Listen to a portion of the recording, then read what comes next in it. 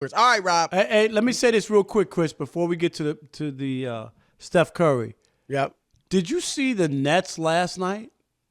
Yes. 40-point fourth quarter. No Durant, no Kyrie. On the road in Phoenix. And Phoenix has a good team. They had won 6 straight. Am I right, Chris? Was that not impressive or not? I was impressed last night. It was an impressive performance. 40-point There's no doubt quarter, about it. And they played pretty good defense. They held Devin Booker scoreless in the fourth quarter. Didn't give up a point in the last 2.5 minutes. And they only gave up, I think, 25 and no more than 25 in each of the last 2 quarters. Right. Yep. Yeah. They outscored them 40-24 in the fourth. But here's my thing, though. And I would think you're wondering about this at least, too. They got to start getting these 3 dudes on the court together. No, At least, like, why is Kyrie sitting out last night? I have no idea. They called it back tightness, but come on. He's probably about to play the next 5 games and be fine and be great. You know what I'm saying? Like, it seems that it was I'm just it's starting to feel a little and I think Durant's genuinely hurt with the hamstring. So they're saying he's not going to play tomorrow either. So if you're hurt, you're hurt. But it's kind of giving me they just need to be cautious. I've said this before, Rob. It's kind of like the Clippers last year. You know, you felt like we can get on the court. We got all this talent. When we get on the court, we'll be fine. They didn't practice as much. They didn't play as many games together. The Nets, Rob, they won't be able to step into the postseason and be at their best if their big threes only played about 19 games together. You know what I mean? No, I get that, but there's still a long way to go. Because everybody's role is going to be different. Even Harden, obviously he's not going to play like that when KD and Kyrie are there. But look, it was a great individual win. But I'm just saying they need to get these dudes on the court together. No doubt. But their firepower is unbelievable. Like if you would have told me without their other 2 guys, Kyrie and Durant, they would fall behind by 25 or whatever in the first half. Do you know what I mean? That game would be over normally. That game would have been over. It was that's all I'm saying. No, it was a good win. Look, and I don't know if you noticed, Rob, they're 10-1 against teams 500 or better. That's the best record in the league. That's the best record. With everybody in and out of the lineup. That's a nugget right there. Are you serious? Yep, and that's the best in the league. They've beaten every elite team except the Lakers, who they haven't played yet. They play them tomorrow, obviously. They've beaten the Clippers, Utah, Denver, now Phoenix, Boston, Philadelphia, Milwaukee. Nah, that's impressive right there. You can stop. Yeah. I mean, well, we're going to get more into them a little later, but let's go to Steph. And look, Steph is having a phenomenal season. Phenomenal. All right, 30 points a game, second to Bradley Beal. Rob, over the last 3 weeks, he has been absolutely on fire. He's been a flame, let's put it that way. Averaging 36 points, 5 assists, 5 boards, but shooting 49% from 3, 58% overall. And remember, this is on a team where your second best scorer is Andrew Wiggins, who's okay. Kelly Oubre's okay, but it's not like you've got somebody, they got to watch Clay. They got to watch, Durant. They have these other guys they have to pay attention to. They're focused on stopping Steph, and he still is a flame. But USA Today took it a bit too far today. And they wrote a story saying that LeBron and Steph are on a crash course, a collision course, to use their words, for the MVP. And while I think Steph is having an MVP caliber year individually, you are not winning the MVP award when you are the 8th seed. I get that Russell Westbrook won it a few years ago, didn't win 50 games. I think he had 47. Yeah, but that was a very unusual. It was a triple-double. That was very unique. It was the first time we'd seen it since Oscar Robertson. So I voted for it. Since the 60s, exactly. Right. We hadn't seen that. You got to do it. That was unique and very special and very different. I agree with you. This Steph push is amazing. Not like I said, if you told me they finished, Chris, the 3rd or 4th best team in the West, and they're riding high, and he's doing this all by himself or whatever, now we got a conversation. Right. But I agree. Right.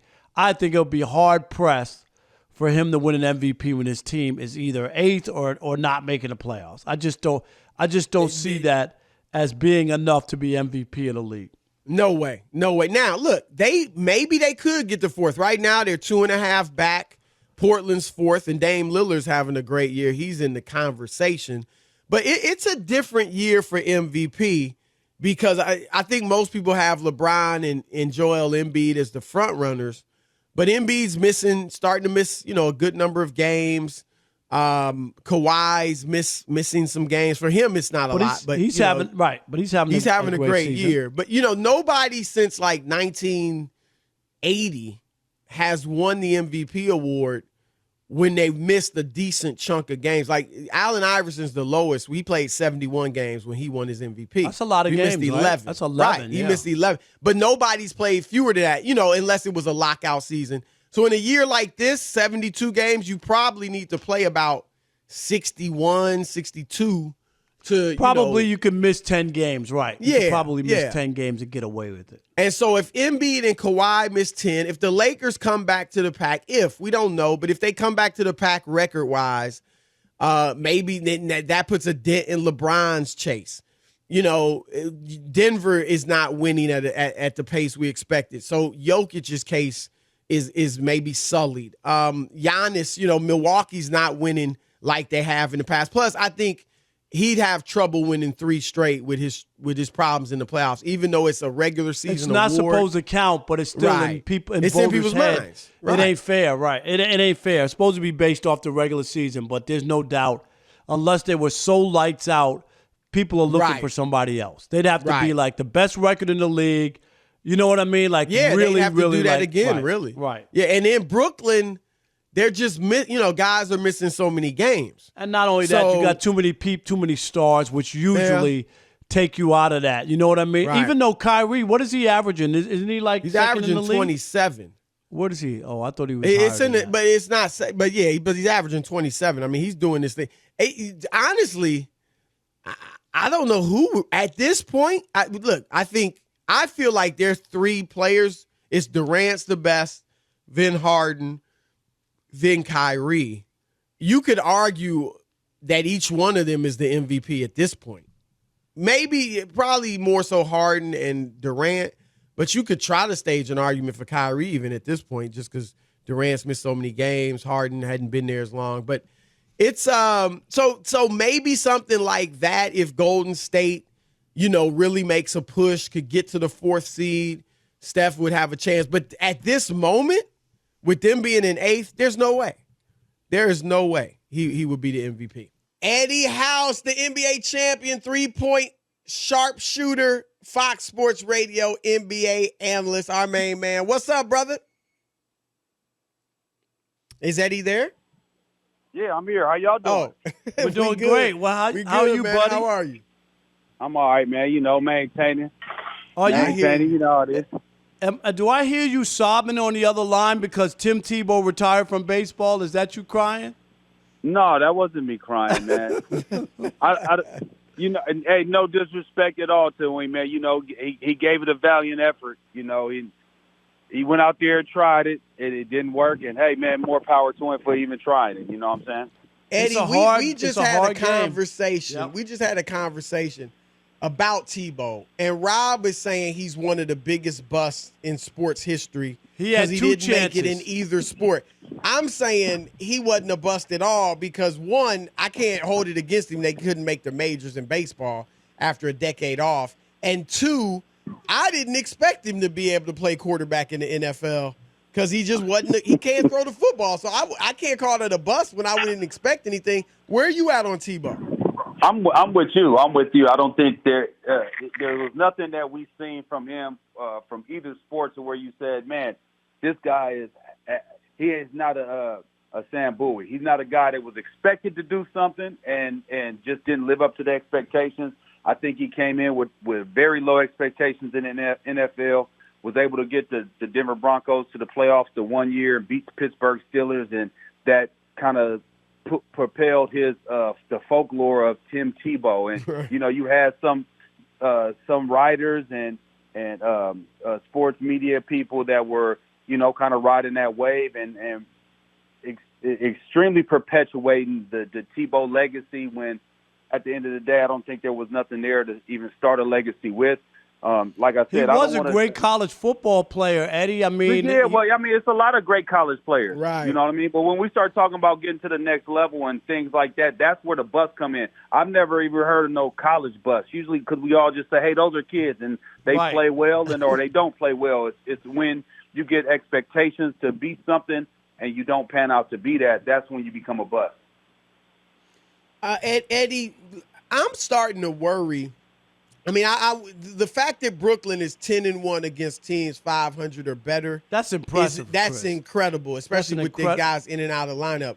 But I'm starting to be concerned because these guys just can't get on the floor together. And, they've played 7 games together with their big three.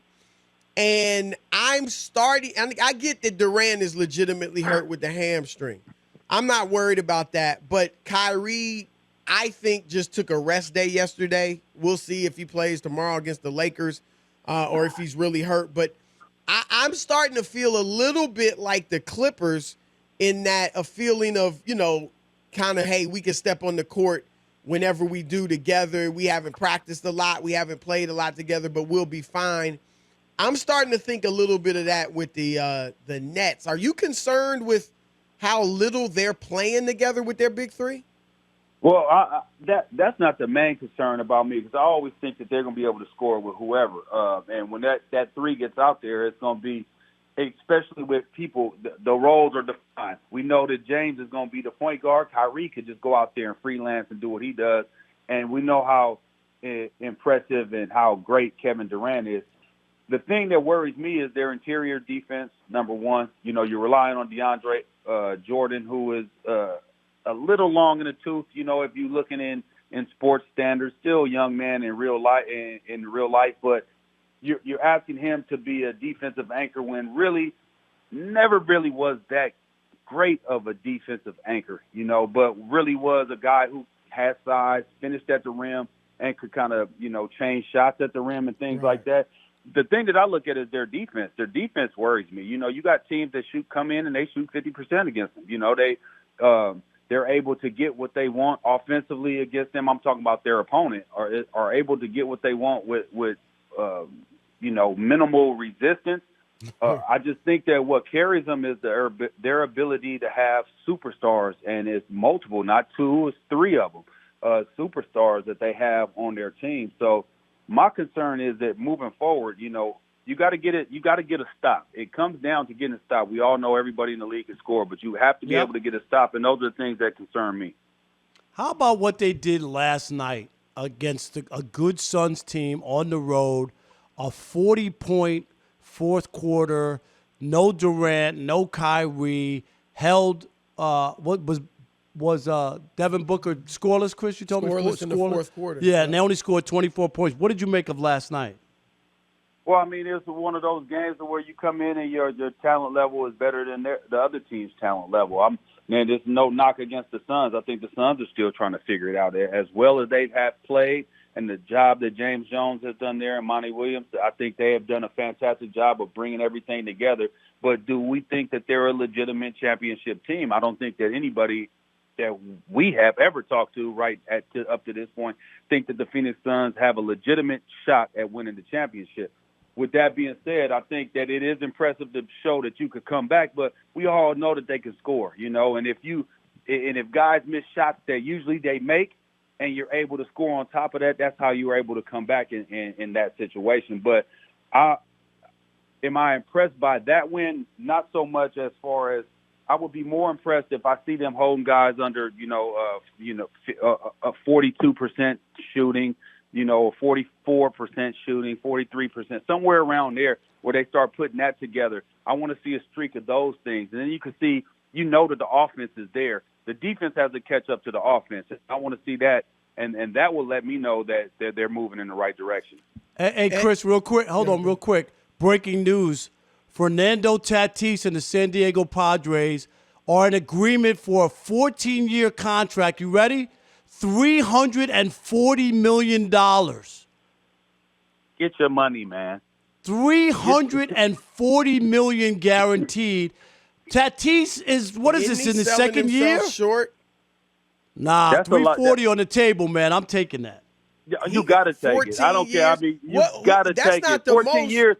Who got to more me, than I feel that? like Trout? I feel like the organization is because you don't know that in year 9 and through 14 is he going to be there. In 5 years, he's going to feel like he's underpaid. Chris, you got to take 340 guaranteed. I'm sorry. How old is Tatis? Anybody does. 22? How old is he? I'm not blaming him. It's just like Pat Mahomes, though. He could have got more. That's an unbelievable deal, though, for a guy who's not eligible. You got to get the money wise there. You're still healthy. You got to get the money wise there. Yep. All right. I ain't going to poo-poo getting $340 million. But, how old is he, Rob G? I'm sorry. Go ahead. 22. Milwaukee. You talked about nobody expecting Phoenix to win, which is true. People do expect Milwaukee to have a shot at the finals, but they've lost 4 straight. I get it. Drew Holiday's hurt, so whatever. I think they got a major problem, Eddie, is that at the end of games, Giannis just can't be the go-to guy. Last night, he didn't score in the last 6 minutes, and I watched it. It is common they don't run plays for him at the end, which you really can't once they cut off the driving lanes for him. So Pat Connaughton, Brooke Lopez, Dante DiVincenzo, Chris Middleton, of course, they're getting shots late, and I just don't think they're good enough to be your go-to guys or even in that mix. And Giannis just can't be that guy. I think that's a big problem for them when you talk about reaching the finals. I think it's been a big problem for them since, Giannis has becoming who he has become as being one of the, guys leading candidates for MVP, being the main guy on the team, being the franchise and getting paid like so. It becomes Chris Middleton, because the other guys that you name, those are the others. You have your stars that's on your team, and then you have the others, and those are the others. And if the others beat you, you tip your caps. And, and more than likely the others don't beat you. You're going to need the stars to win games for you. And the problem is that Giannis just doesn't have the expanded range offensively with a jump shot or offensive game besides getting to the basket. And if you're able to load up on him, that's why you get other guys getting opportunities to get shots, because he's going to make a pass. He's not going to try to force it. He will make the pass, and it lies on those other guys to step up and make a shot. But when you have a superstar and this is the guy on the team, you expect him to be able to make that play, make the shot, and take the shot. And that's the thing that's lacking in his game right now, is that he doesn't have the ability to make that elbow jumper or even stretch it out to a 3 to be at a high enough clip to where it's just comfortable for him and he respects his own game in that right. I think that a lot of times he just tends to just go with what he knows, and that's put his head down, try to get to the rim, and that's not going to happen, especially in playoff basketball. We know that's not going to happen. All right, that's our man E. House. Great stuff as always, brother. We appreciate it. No problem, man. Thanks for having me. Y'all take care, man. Always, my man. Appreciate you. All right, it's our most controversial segment of the week. Shop Talk is next.